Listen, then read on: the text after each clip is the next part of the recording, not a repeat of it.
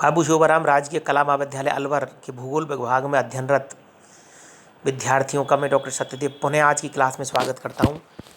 और पिछली क्लास में हम जो पढ़ रहे थे जनसंख्या का वितरण एवं घनत्व, उसी टॉपिक को आगे हम बढ़ाते हुए आज जो जनसंख्या वितरण और घनत्व की असमानता के लिए जो कारक हैं, जो जिम्मेदार कारक हैं, उनको 4 भागों में बांट करके हम अध्ययन करेंगे। हम विषय में देखते हैं कि जनसंख्या का वितरण सभी जगह पर समान नहीं है, कहीं पर अधिक है, कहीं पर कम जनसंख्या है, कहीं पर न्यून जनसंख्या है। तो उसके कारकों को 4 भागों में बांटते हैं। और सबसे पहला जो प्रभावित करने वाला कारक है वो है भौतिक कारक। आज लगातार प्राविधिक के तकनीकी विकास के बावजूद विश्व जनसंख्या वितरण प्रारूप पर विविध भौतिक कारकों का प्रभाव स्पष्ट रूप से परिलक्षित होता है। आज इन भौतिक कारकों के फलस्वरूप शीत प्रधान क्षेत्र, उष्ण मरुस्थल, अनुपजाऊ पर्वत, दलदली क्षेत्र तथा आर्द्र उष्णकटिबंधीय प्रदेश लगभग जनशून्य है।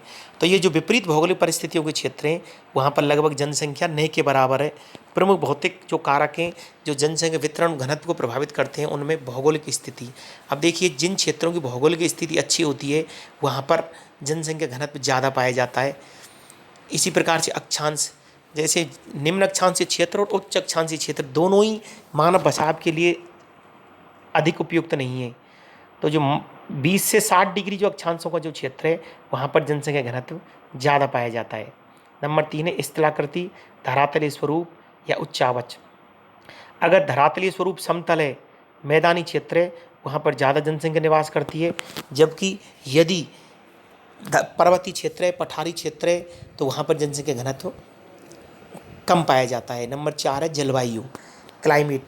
जलवायु किसी भी क्षेत्र के लिए, किसी भी परिस्थिति के लिए, निवास के लिए बहुत ही उपयुक्त कारक है। हंटिंगटन ने जलवायु को बहुत ही महत्वपूर्ण या प्रभावी कारक माना है। जलवायु जहाँ पे अच्छी पाई जाती है, जलवायु उपयुक्त है मानव बचाव के लिए, वहाँ पर जनसंख्या ज़्यादा है, वहाँ पर लोग ज़्यादा रहना पसंद करते हैं। जबकि विपरीत जलवायु परिस्थिति वाले क्षेत्र हैं, जैसे उष्ण मरुस्थलीय क्षेत्र हैं या अति ठंडे क्षेत्र, टुंड्रा क्षेत्र हैं, वहाँ पर जनसंख्या घनत्व कम पाया जाता है। नंबर 5 है जलापूर्ति। जलापूर्ति भी एक बहुत बड़ा कारक है।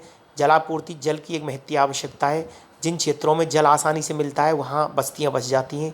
जबकि जहाँ पर जलाभाव है, जैसे पश्चिमी राजस्थान का क्षेत्र है, जलाभाव के कारण ही वहाँ पर घना बसावट है वो विरल है या बहुत कम है। इसी प्रकार से मिट्टी का उपजाऊपन, ये भी आपके भौतिक कारक है जो जनसंख्या वितरण एवं घनत्व को प्रभावित करता है। प्राकृतिक संसाधनों की उपलब्धता, प्राकृतिक संकट, मरुस्थल, समुद्र तल से ऊंचाई, बर्फीले क्षेत्र, तो ये बहुत सारे भौतिक कारक हैं जो जनसंख्या के वितरण एवं घनत्व को प्रभावित करने में अपनी भूमिका निभाते हैं। तो ये हुए आपके भौतिक कारक जो जनसंख्या के वितरण घनत्व को प्रभावित करते हैं। सेकंड कारक है आर्थिक कारक। आर्थिक कारक, जैसा कि हम जानते हैं कि मानव के लिए आर्थिक जो क्रियाएं वो महत्वपूर्ण आवश्यकताएं, उसके जीविकोपार्जन के साधनों की जो उपलब्धता है वो उसको वहाँ पे बसने के लिए प्रेरित करती है, वो वहाँ पे बसने के लिए उसको अनुकूल परिस्थिति उत्पन्न करती है। तो सबसे नंबर 1 है जीविकोपार्जन के साधनों की उपलब्धता। अर्थात जिन क्षेत्रों में जीविकोपार्जन के साधनों की उपलब्धता है, जहाँ पर आसानी से जीविकोपार्जन के साधन मिल जाते हैं, तो वहाँ लोग पर रहना पसंद करते हैं। जबकि जहाँ पर साधनों की कमी है वहाँ पर रहना पसंद नहीं करते। द्वितीय है आवागमन के साधनों की सुविधा। नंबर 2 है आने जाने के लिए परिवहन के साधनों की सुविधा है। ये भी मानव बचाव के लिए एक आधारभूत सुविधा के रूप में, आधारभूत कारक के रूप में भूमिका निभाती है। नंबर 3 है औद्योगिक विकास का स्तर। जहाँ पर औद्योगिक विकास का स्तर अच्छा पाया जाता है, जहाँ पर इंडस्ट्री ज़्यादा है, उद्योग धंधों का विकास हुआ है, तो वहाँ पर लोग ज़्यादा रहना पसंद करते हैं। नंबर 4 है नगरीय विकास। तो नगरीय विकास जिन क्षेत्रों को ज़्यादा हुआ है उन क्षेत्रों में जनसंख्या ज़्यादा है, वहाँ पर घने बसे क्षेत्र हैं। इसी प्रकार से खनिज एवं शक्ति संसाधनों की उपलब्धता, कई क्षेत्र ऐसे होते हैं जहाँ पर खनिज निकलते हैं तो वहाँ पर मानव बस्तियाँ बस जाती हैं।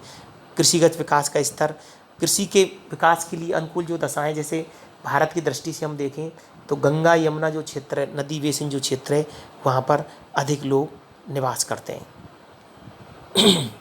तीसरा जो कारक है वो है सामाजिक एवं सांस्कृतिक कारक। ऐतिहासिक महत्व जनसंख्या वितरण को प्रभावित करता है। जहाँ पर प्राचीन काल से घने अधिवास हैं वहाँ पर जनसंख्या संकेंद्रण की प्रवृत्ति पाई जाती है। इसी प्रकार से जनसंख्या वितरण को धार्मिक रीति रिवाज भी काफ़ी प्रभावित करते हैं। जैसे चीन के उत्तरी भाग के टोंकिंग डेल्टा में अधिक बसाव के कारण का कारण है कि वहाँ के लोग अपने पूर्वजों की कब्रों की पूजा करना अपना कर्तव्य मानते हैं, अतः वहीं पर बसे रहते हैं। नंबर 3, इसी प्रकार से धार्मिक प्रवृत्ति, अंधविश्वासी प्रवृत्ति के कारण लोग जनसंख्या की कमी के उपायों को स्वीकार नहीं कर पाते। धार्मिक कारकों से ही इस्लाम धर्म में नसबंदी को अवैध माना जाता है। नंबर 5 है, धार्मिक एवं सांस्कृतिक केंद्र जनसंख्या की दृष्टि से घने बसे हुए हैं। तो सामाजिक और सांस्कृतिक कारक हैं, ये भी मानव का जो बसाव है या जनसंख्या वितरण और घनत्व है उसको प्रभावित करता है। नंबर 4 है राजनीतिक कारक। राजनीतिक कारक नंबर 1 है सुरक्षा व्यवस्था। मानव ऐसे स्थानों पर रहना पसंद करता है जहां उसके जीवन व संपत्ति की रक्षा का उचित प्रबंध हो।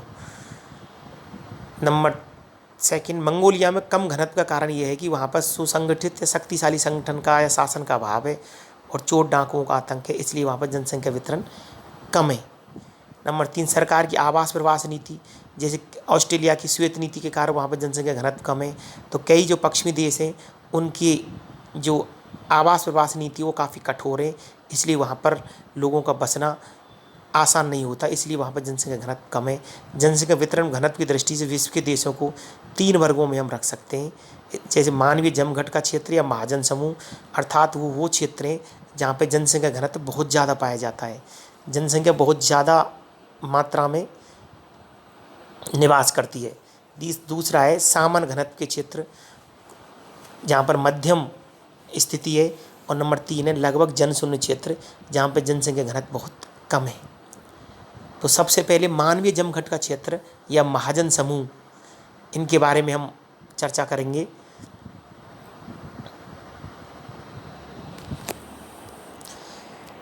इसको हम अगली क्लास में पढ़ेंगे कि जनसंख्या घनत्व और वितरण की दृष्टि से विश्व को कितने भागों में बांटा जा सकता है। आज की क्लास में हम इतना ही। बहुत बहुत धन्यवाद। Thank you so much.